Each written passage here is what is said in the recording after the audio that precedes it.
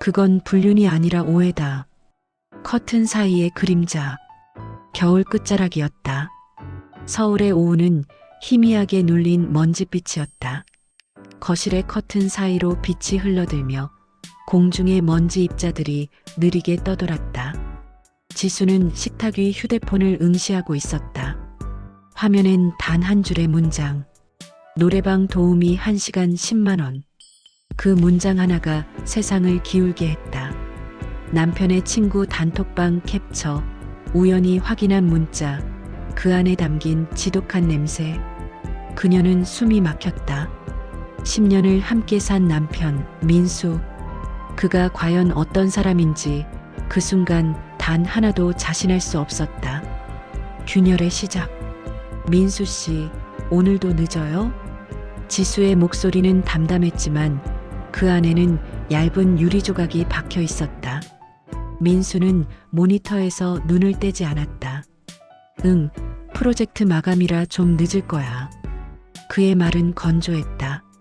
그 건조함 속에 감춰진 무언가가 있었다. 그날 밤 지수는 남편의 코트 주머니에서 영수증을 하나 발견했다. 감성 노래 주점 2시간 20만 원. 금액도 장소도 그녀에게는 낯설었다. 술자리겠지. 그렇게 합리화를 해보려 했지만 영수증의 한 구석에 적힌 손글씨가 눈에 걸렸다. 수고하셨어요. 연희. 그 이름은 너무 생생했다. 지수는 그날 밤 거의 잠들지 못했다. 민수가 옆에서 코를 골며 자는 소리조차 불쾌하게 들렸다. 몸을 돌릴 때마다 매트리스가 삐걱거렸고 그 소리마다 심장이 흔들렸다. 연희 그게 누구야? 왜 고맙다고 썼지? 그냥 노래방 종업원이라면 왜 손글씨로? 그녀의 머릿속은 자꾸 되감기 버튼이 눌린 듯 영수증 한 장을 수백 번 반복 재생했다. 다음 날 아침 식탁에 커피가 올려져 있었다. 지수는 아무 말 없이 잔을 밀어놓았다. 민수는 잠깐 멈칫하더니 물었다. 왜 그래? 어제 잠 못 잤어? 당신 요즘 노래방 자주 가? 민수는 순간 젓가락을 멈췄다. 그 미묘한 1초의 정적이 지수의 심장을 덜컥 내려앉게 했다. 회사 사람들이랑 가끔. 그의 대답은 평소보다 한 톤 낮았다. 지수는 억지로 미소를 지었다. 그럼 그렇지. 당신은 노래방 안 좋아하잖아. 그 말 속에 수많은 의미가 숨어 있었다. 민수는 그 의미를 읽었고 그러나 대꾸하지 않았다. 그날부터 두 사람 사이엔 보이지 않는 벽이 세워졌다. 대화는 필요한 말만 오갔다. 저녁 식탁에선 젓가락 소리만 들렸다. 지수는 남편의 휴대폰을 몇 번이나 보려 했지만 그럴 때마다 손끝이 떨렸다. 이걸 보면 진짜로 끝이 날지도 몰라. 그녀는 아직 그 끝을 감당할 용기가 없었다. 의심의 그림자. 며칠 후 지수는 친구 수연을 만났다. 카페 창가 자리, 따뜻한 라떼 위로 우유 거품이 느리게 꺼져 내렸다. 너 얼굴이 왜 그래? 무슨 일 있어? 지수는 잠시 머뭇거리다 결국 고백하듯 말했다. 민수가 노래방 도우미랑 있었던 것 같아. 수연은 눈을 크게 떴다. 야, 요즘 그런 거 다 그런 건 아니야. 그냥 접대일 수도 있잖아. 그럼 그 여자 이름이 왜 영수증에 써 있겠어? 지수의 눈이 흔들렸다. 연희라고 적혀 있었어. 수고하셨어요까지. 그녀는 그 글씨를 아직도 기억하고 있었다. 둥근 획, 조금 비뚤어진 희자의 모양까지. 지수야, 수연이 조심스레 말했다. 확인은 해봤어? 못했어. 그걸 보는 순간 내가 부서질까봐. 그럼 그냥 묻지 그래? 지수는 고개를 저었다. 묻는 순간 이미 믿지 않는 거잖아. 그 말이 끝난 뒤로 두 사람은 한참 동안 말이 없었다. 창밖엔 눈이 내리고 있었다. 커피잔 속에서 우유 거품이 모두 사라질 때까지 지수는 그 하얀 눈을 멍하니 바라보았다. 그날 밤 지수는 결국 남편의 휴대폰을 들었다. 잠든 그의 얼굴을 잠시 바라보다가 화면을 켰다. 잠금 패턴은 익숙했다. 그녀는 천천히 손가락을 움직였다. 메시지, 카톡, 통화 기록 모두 평범했다. 하지만 연이라는 이름은 없었다. 그녀는 폰으로 검색했다. 그 순간 화면에 하나의 대화창이 떴다. 민수 내일은 안 돼요. 연이 그냥 노래 한 곡만 불러주세요. 그날처럼. 민수 이제 그만합시다. 오해 생겨요. 연이 이미 생겼잖아요. 지수의 손끝이 얼어붙었다. 심장이 멈춘 듯 숨이 막혔다. 그녀는 화면을 끄고 그대로 침대 옆 바닥에 앉았다. 눈물이 고여 흘러내렸다. 그날 이후 그녀는 민수를 다른 눈으로 보기 시작했다. 그의 출근길, 그의 말투, 그의 눈빛 하나하나가 낯설었다. 아침의 인사조차 이젠 낯설었다. 민수 역시 그걸 느꼈다. 그녀의 침묵은 칼날처럼 날카로웠다. 그녀의 시선은 도망칠 곳이 없게 만들었다. 변명과 침묵. 그날 밤 민수는 술에 취해 돌아왔다. 문을 열고 들어오자 지수는 조용히 그를 바라봤다. 오늘은 또 무슨 프로젝트야? 민수는 대답하지 않았다. 대신 코트를 벗어 걸며 낮게 말했다. 그렇게 묻지 마. 그럼 내가 어떻게 알아? 당신이 어디 있었는지. 그녀의 목소리는 낮았지만 안에는 분노가 깃들어 있었다. 민수는 잠시 눈을 감았다. 그리고 천천히 말했다. 그건 불륜이 아니라 오해야. 그 한마디가 방 안의 공기를 얼어붙게 했다. 지수는 천천히 고개를 들었다. 오해? 그래. 단순한 위로 같은 거였어. 민수의 목소리는 마치 자신에게 하는 변명 같았다. 그녀가 힘들다고 해서 잠깐 얘기 들어준 거야. 노래방에서 일하는 여자야. 술자리에서 우연히 알게 됐고 그냥 그랬다고. 그럼 왜 그날처럼 노래 한 곡만 불러달라고 했는데? 지수의 목소리가 떨렸다. 민수는 아무 말도 하지 않았다. 그게 오해야? 아니면 그날 당신이 만든 기억이야? 민수는 고개를 숙였다. 그의 머릿속엔 수많은 장면이 스쳐갔다. 그날 술자리 끝에서 혼자 남은 연희의 얼굴. 울먹이며 오늘은 집에 가기 싫다던 목소리. 그 순간 자신이 했던 말. 그럼 노래 한 곡만 부르고 가요. 그건 위로였다. 그렇게 믿고 싶었다. 하지만 지수의 눈빛은 그 어떤 변명도 허락하지 않았다. 당신은 늘 그렇게 말해. 일이었다. 위로였다. 오해였다. 근데 당신 마음은 어디 있었어? 지수의 눈에서 눈물이 흘러내렸다. 사랑이 아니면 뭐였는데? 민수는 답하지 못했다. 그는 이미 자신이 잃어버린 것의 크기를 알고 있었다. 그녀의 믿음, 그들의 시간, 그리고 자신이 지키지 못한 한 사람의 마음. 지수는 조용히 방으로 들어갔다. 문이 닫히는 소리가 낮게 울렸다. 그 소리가 마치 오래된 기억 하나가 사라지는 소리 같았다. 민수는 소파에 앉아 한참 동안 손을 바라보았다. 그 손으로 무엇을 잡았는지, 무엇을 놓쳤는지. 손끝에 남은 냄새가 사라지지 않았다. 술, 향수, 노래방의 연기, 그리고 후회. 그는 중얼거렸다. 그건 불륜이 아니었어. 그러나 그 말조차 이제 자신에게조차 설득력이 없었다. 대화의 끝. 문 앞에 섰을 때 나는 이미 결심해 있었다. 돌아가면 안 된다고. 그런데 발이 멈췄다. 겨울 공기 속에서 내 손끝이 떨리고 있었다. 나는 아직 문을 닫을 용기가 없었다. 문틈 사이로 흘러나오는 미약한 불빛, 그리고 텔레비전의 잔향 같은 정적. 그 안에 아직 우리의 자녀가 남아있는 것 같았다. 나는 그 문을 다시 열었다. 낮에 나왔을 때보다 공기가 달랐다.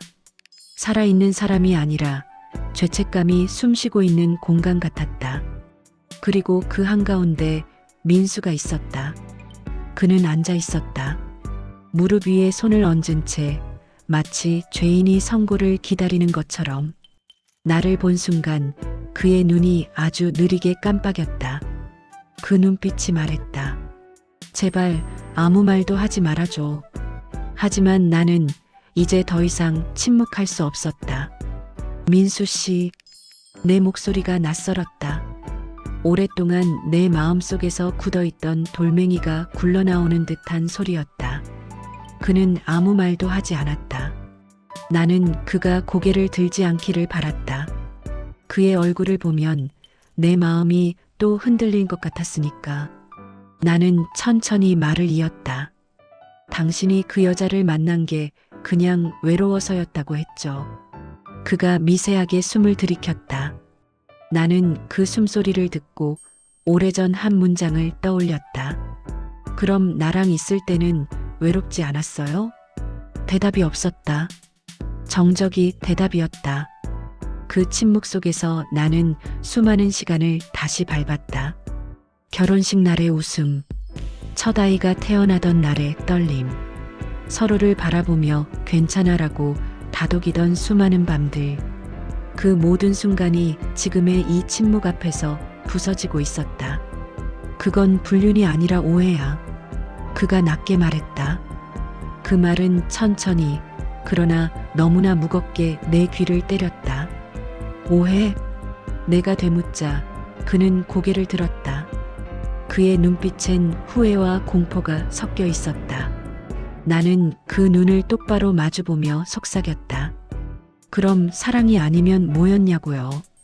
그 순간 그의 입술이 미세하게 떨렸다. 마치 그 한 문장이 그를 완전히 무너뜨린 듯했다. 나는 울지 않았다. 눈물은 이미 다 말라 있었다. 대신 그 자리에 기억의 잔해들이 쌓여 있었다. 그와 함께한 15년의 시간, 그 안에 수많은 대화와 식탁과 웃음과 포옹들, 그 모든 게 지금 이 한순간에 와서 질문이 되었다. 그건 뭐였지? 사랑이었을까? 아니면 그저 습관이었을까? 난 그가 입을 열었다. 목소리는 낮고 갈라져 있었다. 그냥 누군가랑 얘기하고 싶었어. 아무 말이나 들어주는 사람. 그 여자는 그냥 거기 있었던 거야. 내가 원한 건 사랑이 아니었어. 나는 웃었다. 하지만 그 웃음은 너무 조용해서 마치 깨진 잔 위에서 흐르는 물소리 같았다. 그럼 당신이 나한테 말하지 못한 건 왜였어요? 그가 고개를 숙였다. 나는 기다렸다. 그가 대답할 때까지, 단 한마디라도 내게 솔직할 때까지. 그건 당신이 상처받을까봐. 아니요. 내가 그 말을 끊었다. 그건 당신 자신이 무너질까봐였겠죠. 그의 얼굴이 하얗게 질렸다. 나는 그 얼굴을 보며 이상하게도 안쓰러웠다. 하지만 그 안쓰러움조차 더 이상 사랑은 아니었다. 민수 씨, 내 목소리가 떨렸다. 내가 제일 슬픈 게 뭔지 알아요? 그가 나를 바라봤다. 그 눈빛엔 두려움이 가득했다. 나는 당신이 다른 여자를 만났다는 게 아니라 그 여자를 만날 만큼 나와 멀어져 있었다는 것. 그게 슬퍼요. 그는 대답하지 못했다. 그의 어깨가 천천히 흔들렸다. 그의 손끝이 소파 끝을 꼭 쥐었다. 나는 그 손을 바라보다가 조용히 말했다. 사람은요, 사랑을 잃기 전에 먼저 마음의 언어를 잃어요. 당신은 그걸 너무 일찍 잃어버렸어요. 긴 침묵이 흘렀다. 밖에서는 새벽이 밝아오고 있었다. 커튼 사이로 희미한 빛이 스며들었다. 그 빛이 그의 얼굴에 닿았다. 피곤하고 초라하고 너무나 인간적인 얼굴. 나는 그 얼굴이 낯설지 않았다. 그건 내가 한때 사랑했던 얼굴이었다. 그리고 지금 내가 용서하지 못하는 얼굴이기도 했다. 나는 천천히 자리에서 일어났다. 그는 아무 말도 하지 않았다. 그의 눈빛은 붙잡고 싶어 하면서도 이미 포기한 사람의 그것이었다. 현관 앞에 서서 신발을 신으며 나는 마지막으로 물었다. 민수 씨, 그 여자는 당신에게 뭐였어요? 그가 대답했다. 그냥 나를 모르는 사람이었어. 나는 고개를 끄덕였다. 그래요. 당신은 결국 당신 자신을 모르는 사람한테 갔던 거네요. 그 말이 내 입에서 떨어지는 순간 무언가 오래된 실이 끊어지는 소리가 들렸다. 문을 나서자 새벽 공기가 차가웠다. 숨을 내쉴 때마다 입김이 허공에 흩어졌다. 그 흩어지는 하얀 숨결 속에서 나는 문득 이별이란 게 꼭 누군가를 떠나는 게 아니라 자기 안에 믿음을 내려놓는 일이라는 걸 알았다. 나는 그 믿음을 내려놓았다. 그리고 발걸음을 옮겼다. 멀리서 새벽 기차가 지나가는 소리가 들렸다. 철로 위의 쇳소리가 내 가슴에 부딪혔다. 그 소리가 마치 이제 끝났어 라고 말하는 듯했다. 사랑 이후의 자리. 봄이 왔다. 베란다 화분 속 작은 흙에서 연두빛 새싹이 고개를 내밀었다. 혜진은 그걸 보며 오래도록 가만히 서 있었다. 살아있다는 건 아마 그런 일일지도 몰랐다. 모진 계절을 버티고 난 뒤에도 어딘가에서는 다시 뭔가가 자라나는 일. 민수와 헤어진 지 석 달째였다. 그날 이후 단 한 번도 연락하지 않았다. 법적으로도 감정적으로도 서로는 이제 완전히 남이었다. 그런데 이상하게도 끝났다는 실감이 나지 않았다. 가끔 밤이면 혜진은 창밖을 바라보다 생각했다. 그 사람은 지금 어떤 표정으로 하루를 버틸까? 누군가와 마주 앉아 같은 실수를 반복하지 않기 위해 무얼 되새기고 있을까? 그리고 그럴 때면 그녀는 스스로에게 조용히 속삭였다. 용서란 있는 게 아니라 다시는 같은 자리에 서지 않는 거야. 민수는 도시에 남았다. 한때 함께 살던 집을 정리하고 회사 근처의 낡은 원룸으로 옮겼다. 벽지는 오래됐고 냉장고는 작았다. 하지만 이상하게도 그 공간이 편했다. 무언가로부터 벌을 받는 기분이었고 동시에 다시 시작할 기분이었다. 그는 퇴근 후 산책을 했다. 혼자 있는 시간 속에서 자신이 얼마나 비겁했는지 끝없이 되새겼다. 하지만 시간이 지나자 그 자리에 남은 건 단 하나의 문장뿐이었다. 사랑은 이해받으려는 게 아니라 지켜내는 거였다. 어느 날 오후 거리에서 혜진을 우연히 보았다. 그녀는 아이와 함께 걷고 있었다. 손에 들린 장바구니에는 작은 꽃이 담겨 있었다. 햇살이 비쳐 그녀의 머리카락이 부드럽게 빛났다. 그녀는 여전히 예뻤다. 하지만 예전의 혜진은 아니었다. 그 얼굴엔 고요한 단단함이 있었다. 이제는 누군가에게 의지하지 않아도 괜찮다는 얼굴. 민수는 멀리서 그 모습을 바라보다 천천히 시선을 거뒀다. 그녀가 자신을 알아볼까봐, 아니, 어쩌면 알아보지 않길 바랐다. 그날 밤 민수는 오랜만에 일기를 썼다. 사람은 잘못으로 성숙해진다. 용서는 타인의 몫이지만 반성은 내 몫이다. 사랑을 잃고 나서야 나는 사랑이 뭔지 배웠다. 창문을 열자 봄비가 내리고 있었다. 빗방울이 창가를 두드리며 불규칙한 리듬을 만들었다. 그 소리가 이상하게 따뜻했다. 혜진 역시 같은 시간 작은 서점에서 책장을 넘기며 한 문장을 발견했다. 사랑은 영원하지 않지만 진심은 흔적을 남긴다. 그 문장을 읽는 순간 민수의 얼굴이 떠올랐다. 하지만 눈물이 나지 않았다. 그저 조용히 책을 덮고 한참 동안 눈을 감았다. 그녀는 알았다. 자신이 그를 완전히 미워하지 못할 거라는 걸. 미움조차도 여전히 그 사람을 기억하는 일이니까. 시간이 흘렀다. 여름이 지나고 가을이 왔다. 두 사람의 인생은 이제 서로에게서 멀리 떨어져 있었지만 어딘가에서는 여전히 같은 하늘을 보고 있었다. 그들은 서로의 이름을 부르지 않았다. 하지만 그 이름이 마음속 어딘가에 여전히 울리고 있다는 걸 각자는 알고 있었다. 가끔 혜진은 생각했다. 사랑이란 건 결국 끝났다고 해도 끝나지 않는 이야기라고. 그건 사람과 사람 사이의 관계가 아니라 자신이 어떤 사람으로 남는가에 대한 기록이니까. 그녀는 창문을 열고 저녁 하늘을 바라보았다. 붉은 노을이 천천히 젖어들고 있었다. 그 빛 속에서 그녀는 한때 자신이 사랑했던 남자의 그림자를 떠올렸다.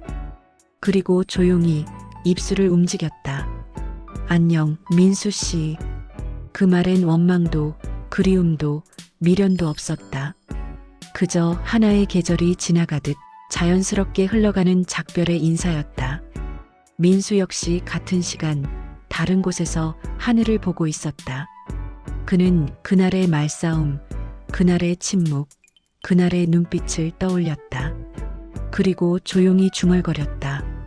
미안했다. 정말로. 그 말은 바람 속으로 흩어졌다. 멀리서 저녁 종소리가 울렸다. 그 소리가 마치 누군가의 대답처럼 들렸다. 사랑은 끝났지만 삶은 계속되었다.